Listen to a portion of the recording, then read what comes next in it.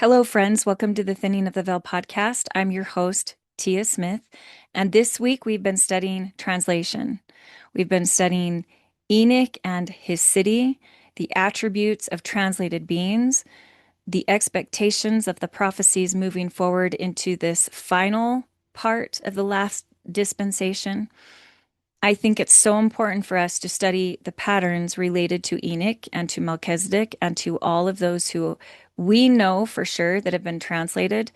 Read the accounts and the doctrines and the principles that they lived by, because I 100% believe that this is in the future for a lot of us, if we choose to. So this week I have included a talk by Orson Pratt, and clearly Orson is not alive, and there is not an audio recording of this particular sermon that was given in Salt Lake City in the Old Tabernacle on July 19th, 1874. So I have used AI to speak part of the sermon. It's not the whole sermon, but part of the sermon that was given because I believe that Elder Pratt points out a lot of interesting principles and doctrines that he clearly understood Enoch lived and lived by, and then encouraging those of us to also understand it and to move forward in that understanding, seeking for and desiring this gift of translation. I appreciate all the support. Again, these, especially AI things, take financial obligations, clearly.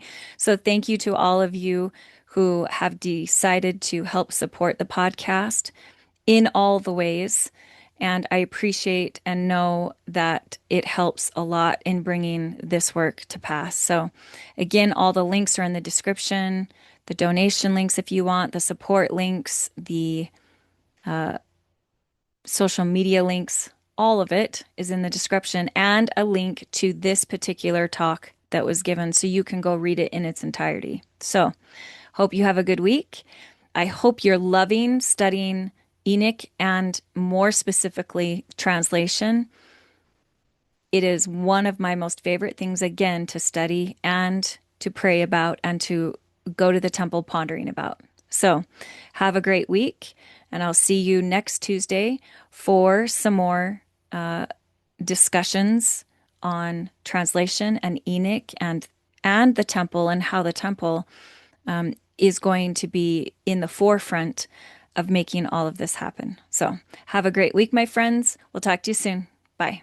If we, by study or research, could discover some method or principle by which we could remain in this world and live in this tabernacle forever, we should be willing to do so with all the inconveniences of the present order of things, and still be joyful in our hearts.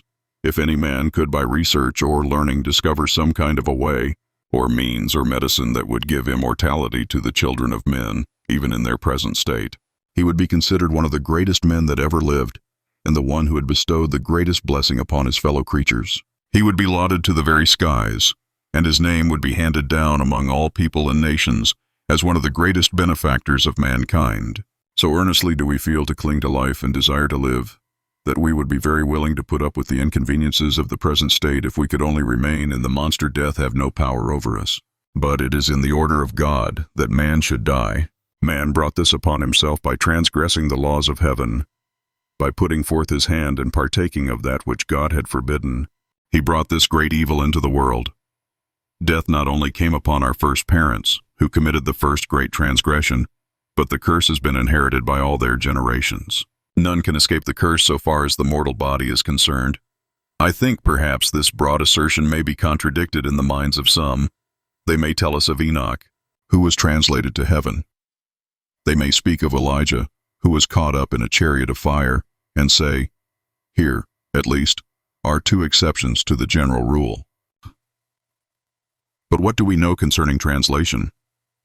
What has God revealed in all the revelations contained in the Old and New Testaments in relation to a translated being? Are we assured that such beings never will have to undergo a change equivalent to that of death? Our new revelations that we have received inform us of a great many individuals that were translated before the flood, We read that a great and mighty prophet of the Most High God was sent forth in the days of Adam, namely Enoch, the seventh generation from Adam, who lived contemporary with his ancestor Adam, that in his days a great number of people heard the plan of salvation preached to them by the power of the Holy Ghost that rested upon Enoch and those who were called with him, that they received this plan of salvation and gathered themselves out from among the various nations of the earth where they had obeyed the gospel, that they were instructed after they assembled in one, in righteousness, for 365 years. Moses, that they learned the laws of the kingdom, and concerning God and every principle of righteousness that was necessary to enable them to enter into the fullness of the glory of heaven. They were instructed to build up a city, and it was called a city of holiness. For God came down and dwelt with that people. He was in their midst. They beheld his glory. They saw his face, and he condescended to dwell among them for many long years, during which time they were instructed and taught in all of his ways. And among other things, they learned the great doctrine and principle of translation. For that is a doctrine the same as the doctrine of the resurrection of the dead, which is among the first principles of the plan of salvation. And we may also say that the doctrine of translation, which is intimately connected with that of the resurrection, is also one of the first principles of the doctrine of Christ. They were instructed in relation to this government, the object of it, according to the light and knowledge which the latter-day saints have upon this subject, revealed in the revelations given through Joseph Smith. We find that those people, when they were fully prepared, having learned the doctrine of translation, were caught up into the heavens, the whole city, the people, and their habitations. How much of the earth was taken up in connection with their habitations, we are not informed. It might have been a large region, you may ask. Where was this city of Zion built in ancient days? According to new revelation, it was built upon this great western hemisphere. When I speak of this western hemisphere, I speak of it as it now exists. In those days the land was united. The eastern and the western hemispheres were one, but they dwelt in that portion of our globe that is now called the western hemisphere, and they were taken up from this portion of the globe. No doubt all the region of country occupied by them was translated or taken away from the earth. Does this prove that they were immortal beings from the time of their translation? No, it does not prove any such thing. How are we to know anything about it? We cannot learn anything in relation to it, except by revelation. God has revealed to us that they are held in reserve in some part or portion of space. Their location is not revealed, but they are held in reserve to be revealed in the latter times, to return to their ancient Mother Earth. All the inhabitants that were then taken away are to return to the earth. Some 5,000 years have passed away since they were caught up to the heavens. What has been their condition during that time? Have they been free from death? They have been held in reserve in answer to their prayers. What were their prayers? Enoch and his people prayed that a day of righteousness might be brought about during their day. They sought for it with all their hearts. They looked abroad over the face of the earth and saw the corruptions that had been introduced by the various nations, the descendants of Adam, and their hearts melted within them, and they groaned before the Lord with pain and sorrow, because of the wickedness of the children of men, and they sought for a day of rest. They sought that righteousness might be revealed, that wickedness might be swept away, and that the earth might rest for a season. God gave them visions, portrayed to them the future of the world, showed unto them that this earth must fulfill the measure of its creation, that generation after generation must be born and pass away, and that, after a certain period of time, the earth would rest from wickedness, that the wicked would be swept away, and the earth would be cleansed and sanctified and be prepared for a righteous people. Until that day, saith the Lord, you and your people shall rest. Zion shall be taken up into my own bosom. Ancient Zion should be held in reserve until the day of rest should come. Then, said the Lord to Enoch, thou and all thy cities shall descend upon the earth, and your prayers shall be answered. They have been gone, as I have already stated, about 5,000 years. What have they been doing?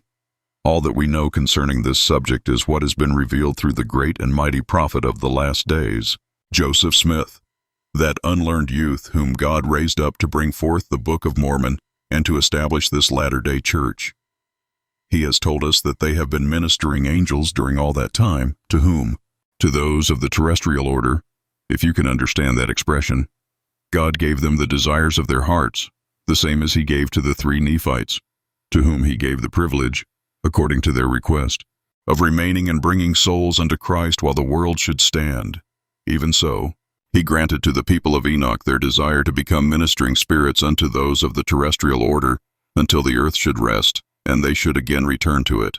Joseph inquired concerning their condition, whether they were subject to death during that period, and was informed, as you will find in the history of this church, as printed in the Millennial Star and other publications thereof, that these personages have to pass through a change equivalent to that of death. Notwithstanding their translation from the earth, a certain change has to be wrought upon them that is equivalent to death and probably equivalent also to the resurrection of the dead. But before that change comes, they minister in their office unto those of another order, that is the terrestrial order. Strangers will not understand perhaps what we mean by the terrestrial order. If they will take the opportunity of reading the doctrines of this church, as laid down in the revelations given through Joseph Smith, they will learn what our views are in relation to this matter. God revealed by vision the different orders of being in the eternal worlds. One class, the highest of all, is called the celestial. Another class, the next to the celestial in glory, power, might, and dominion, is called the terrestrial. Another class, still lower than the terrestrial in glory and exaltation, is called the telestial. This middle class, whose glory is typified by the glory of our moon in the firmament of the heavens, as compared with the sun, are those who once dwelt on this or some other creation, and, if they have had the gospel laid before them, they have not had a full opportunity of receiving it, or they have not heard it all, and have died without having the privilege. In the resurrection they come forth with terrestrial bodies.